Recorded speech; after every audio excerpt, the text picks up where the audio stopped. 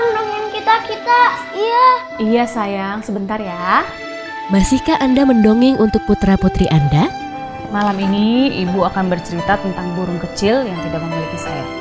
Dongeng memiliki banyak pesan moral yang baik bagi perkembangan putra-putri kita. Begini ceritanya. Dongeng ini satu di antaranya.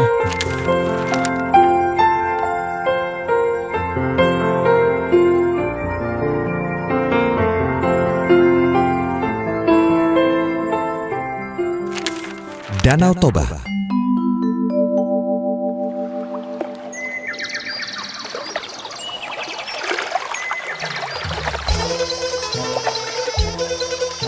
Danau Toba merupakan cerita rakyat yang berasal dari daerah Sumatera Utara. Dahulu kala, hiduplah seorang pemuda bernama Toba.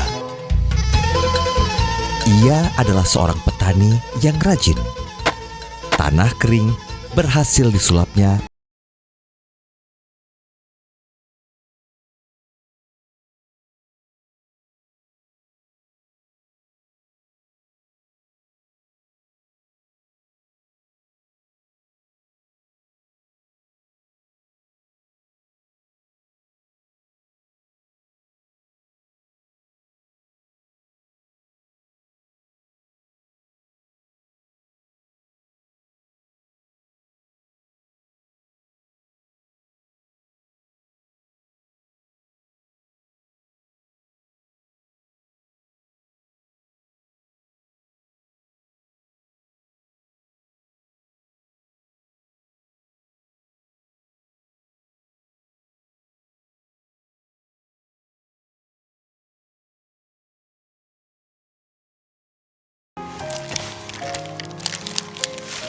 ia menghidupkan air dan mengambil air untuk merebus ikan tersebut.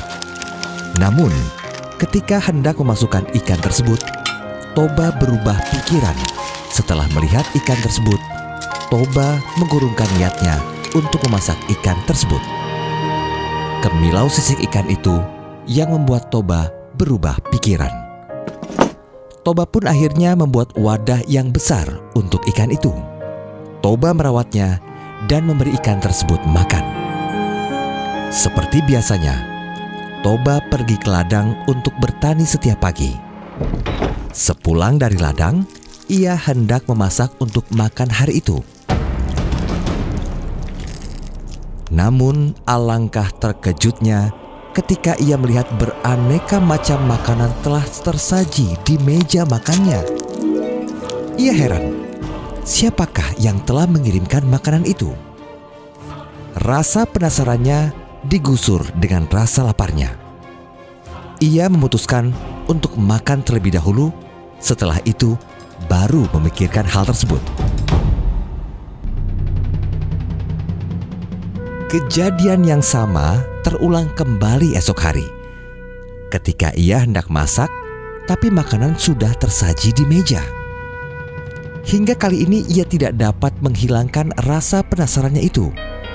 Dan akhirnya, Toba memikirkan suatu siasat untuk dapat mengetahui siapakah yang mengirimkan makanan untuknya.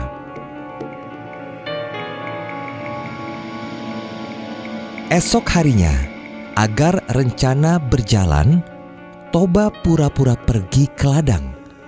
Namun ia sebenarnya bersembunyi di balik pohon dekat rumahnya.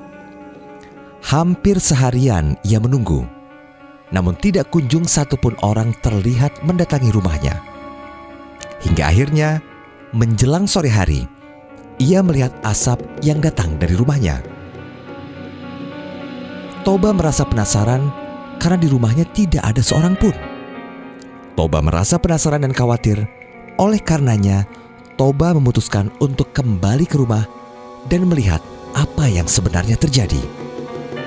Sesampainya di rumah, alangkah terkejutnya Toba melihat sesosok wanita cantik yang sedang memasak di dapurnya. Putri ikan meyakinkan Toba bahwa dirinya lah yang memasaknya dan berterima kasih kepada Toba. Setiap hari, putri ikan itu memasakkan masakan enak untuk Toba. Toba pun jatuh hati pada putri ikan itu. Sampai pada suatu hari, Toba memberanikan diri untuk meminang putri ikan menjadi istrinya. Begitu senangnya Toba mengetahui bahwa sang putri menerima lamarannya dengan satu syarat, bahwa kelak Toba tidak boleh memberitahu asal-muasal putri ikan tersebut kepada siapapun. Katakan, apa syaratnya? Jika kita menikah nanti, jangan pernah mengungkit asal mulaku sebagai seekor ikan. Aku tidak akan menanggung akibatnya jika kamu melanggarnya.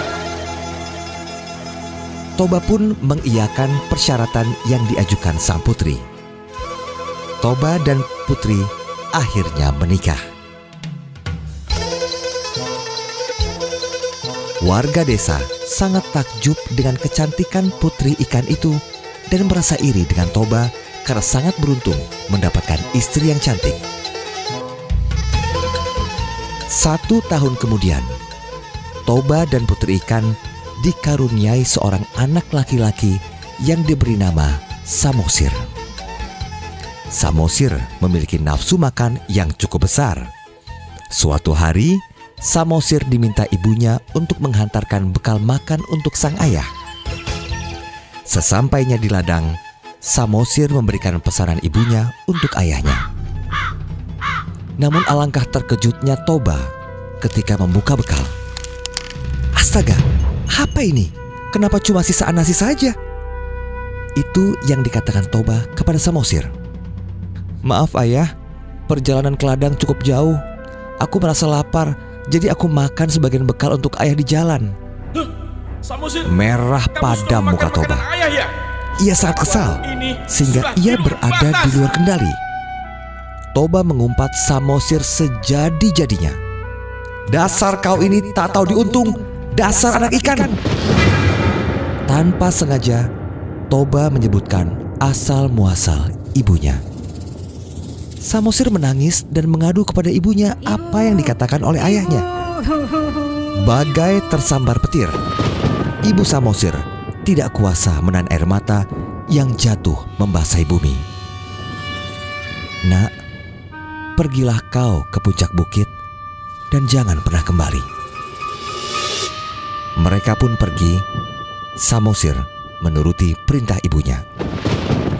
Seketika itu, ibunya masuk ke dalam sungai dan menghilang seketika. Badai hujan menerjang datang menenggelamkan pulau itu. Bahkan Toba yang menyesal dengan apa yang telah diperbuatnya ikut tenggelam. Sejak dari itu, terbentuklah Danau Toba yang mengelilingi bukit yang didaki Samosir dan dikenal dengan Pulau Samosir.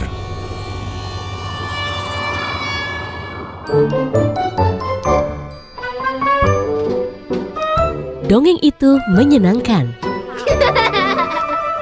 Mari mulai mendongeng untuk putra-putri Anda. Selamat tidur anak-anak.